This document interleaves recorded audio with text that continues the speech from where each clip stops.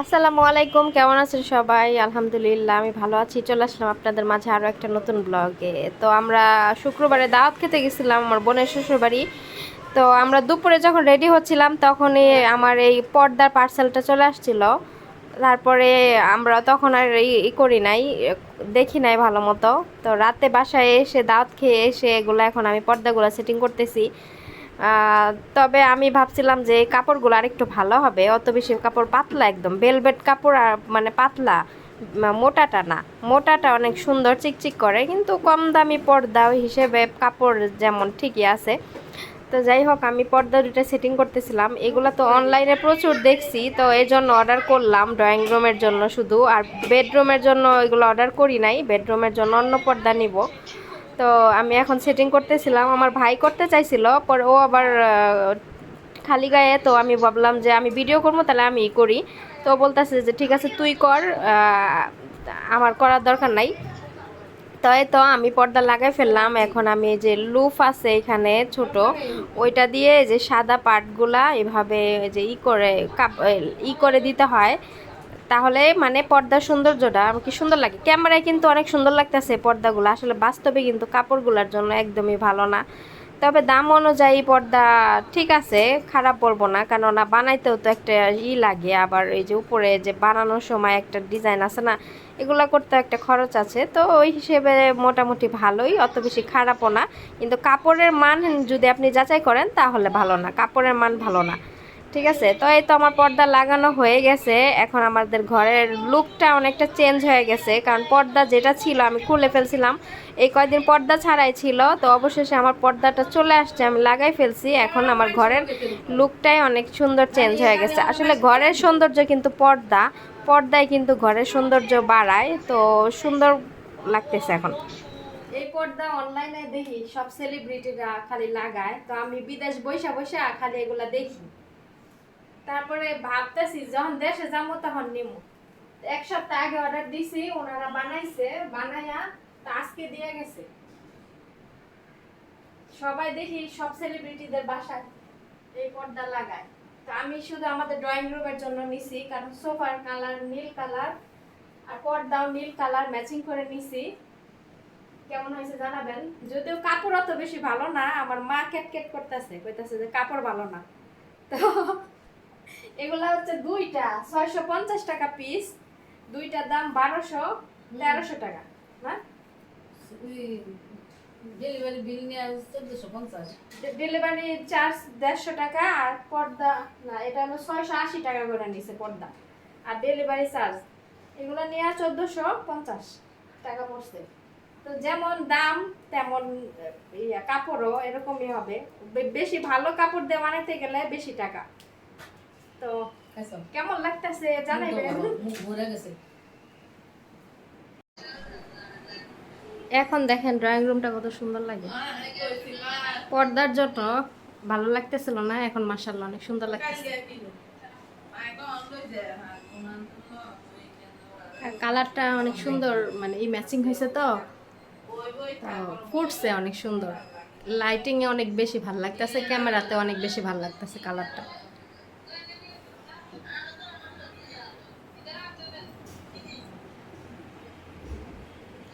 আচ্ছা, একজন আপু বলছেন কি যে এই ওয়াল ক্যাবিনেট যে আমাদের শোকেসটা, এটা এইখানে রাখতে, এই রুমে এই ডাইনিং স্পেসে রাখতে।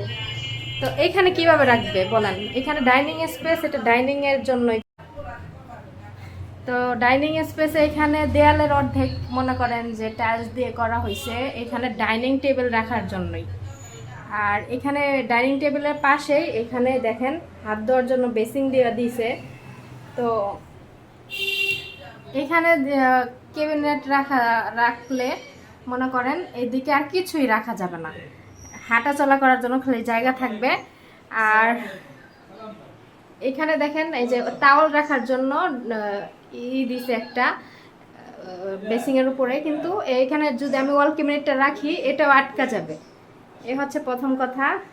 আর শুধু ওয়াল ক্যাবিনেট রাখলে এখানে ওয়াল ক্যাবিনেটই রাখতে হবে, আর কিছুই রাখা যাবে না। আর তাহলে ডাইনিং টেবিল কোথায় রাখবো? আর তো জায়গা নেই আমাদের রুমে। তো এইখানে যদি আমি এই ড্রয়িং রুমের এইখানে এক সাইডে ক্যাবিনেটের এখানে যদি ডাইনিং টেবিল রাখি, তাহলে মনে করেন যে দেখতে মানে জায়গাও হবে না। আমাদের ডাইনিং টেবিলটা অনেক বড়, 6 চেয়ারের, জায়গাও হবে না, আবার দেখতেও ভাল লাগবে না। যে সোফার পাশে ডাইনিং টেবিল, এটা ভাল লাগবে না।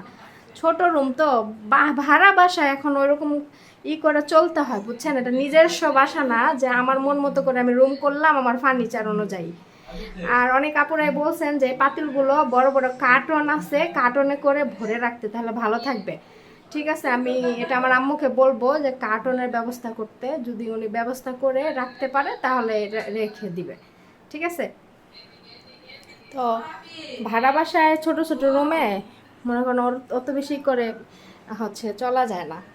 তো যাই হোক, যেভাবে গুছাইছি, আমাদের বাসায় অত মেহমানও আসে না যে অত সুন্দর করে একদম করে গুছাইতে হবে। আর যারা আসবে বুঝবে যে ভাড়া বাসায় এর থেকে বেশি কোথায় কি রাখবে। অনেক বেশি বড় ফ্ল্যাট হইলে তাহলে নিজের মন মতো করে গুছানো যায়।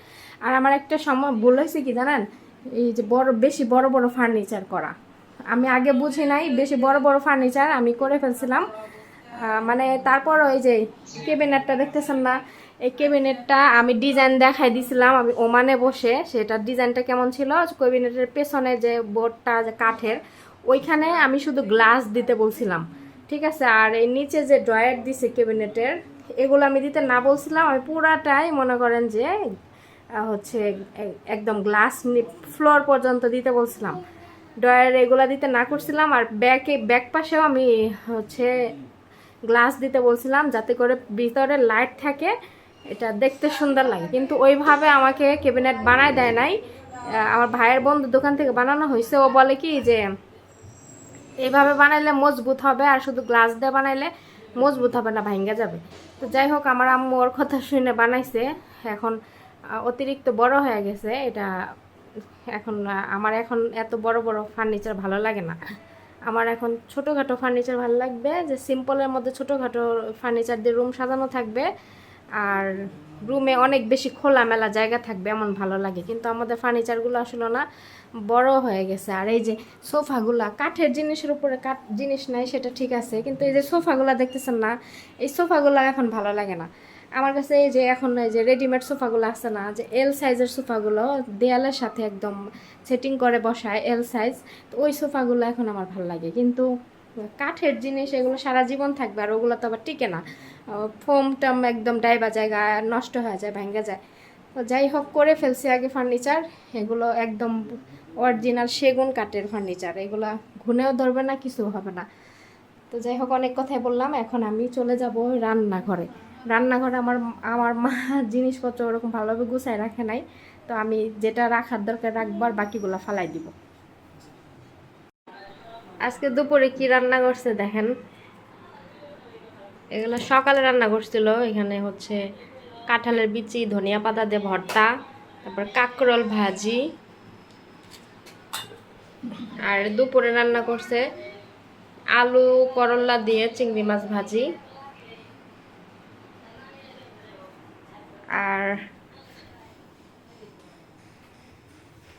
এখানে রান্না করছে গুঁড়া মাছের চচ্চড়ি, একদম পোড়া পোড়া করে। এই হলো দুপুরের রান্না। আর আমি কয়েকটা শুকনা মরিচ ভাজতে বলছি, মরিচ ঝাল না।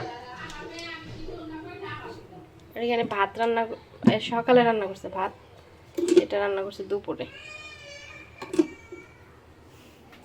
আর এই র্যাকটা আজকে আমি গুছাই দিব, এখানে অনেক জিনিস আছে, ফালাই দিব। আর যেগুলো লাগে এগুলো রাখবো। আর নতুন নতুন কয়েকটা ডিব্বা ডুব্বা আমার মাকে কিনা দিব, কারণ এই যে পুরাতন ডিব্বাগুলো এগুলো ফালাই দিতে বলবো, এগুলো অসুন্দর হয়ে গেছে, নষ্ট হয়ে গেছে। আর প্লাস্টিকের জিনিস বেশি দিন ব্যবহার করা উচিত না, কেননা এখানে প্লাস্টিকের জিনিসে খাবারপত্র রাখলে ওই রিয়াকশন ওঠে না। ভালো প্লাস্টিক দিয়ে তো আমাদের দেশে জিনিস বানায় না, তো ওই রিয়াকশন ওঠে, মানুষের শরীরে এগুলো ছড়ায়, ক্ষতি করে। তো এই জন্য পুরাতন যেগুলো আছে এগুলো সব ফালাই দিব। আর এইখানে এই কোনাটায় আমি দেখি যে একটা প্লাস্টিকের যে র্যাক আছে ওগুলো একটা আয়না দিতে পারি কিনা। আয়না দিলে তো এখানে ডিব্বা ডুব্বা এগুলো সাজায় রাখবো। আর হাঁড়ি পাতিলগুলাই যে আমার মা এই দিক দিয়ে রাখছে, কিছু বোতলও আছে, এগুলো সব ওই র্যাকের মধ্যে কিনার দিয়ে সাজিয়ে রাখলে ভালো হইব। আর হাঁড়ি পাতিল যেগুলো ব্যবহার করে নিয়মিত এগুলো র্যাকের মধ্যে দিয়ে রাখলে ভালো হবে, কারণ অনেক জিনিসপত্র এগুলো রাখার মানে পায় না, কমাই দেওয়া যাব জিনিসপত্র।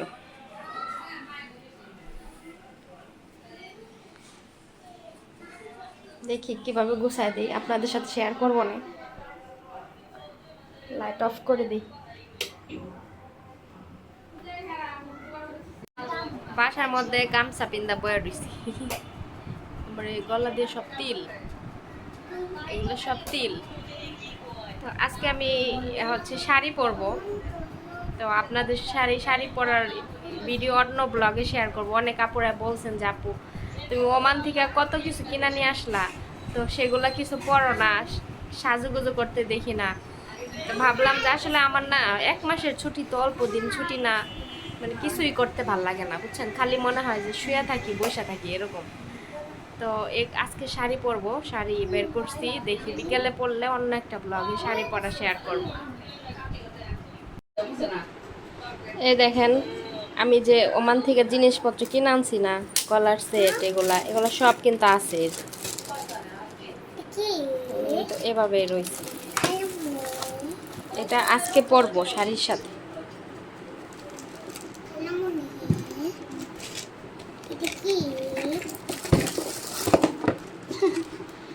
এগুলো কি আনছি আমি নিজেও জানি না, আবিজাবি জিনিস কিনছি অনেক, আর কিনতাম না আবিজাবি, আর এগুলো আনলে পড়া হয় না, উদয় আমি কিনি। এর সেন্টটা অন্য জায়গায়। তারপরে এই যে একটা টিকলি আনছিলাম ওমান থেকে, বাংলাদেশে কত সুন্দর সুন্দর জিনিস, আমি হুদাই এগুলো আনছি ওখান থেকে, মানে দেখলে কিনতে মন চায়, কি করবো বলাম।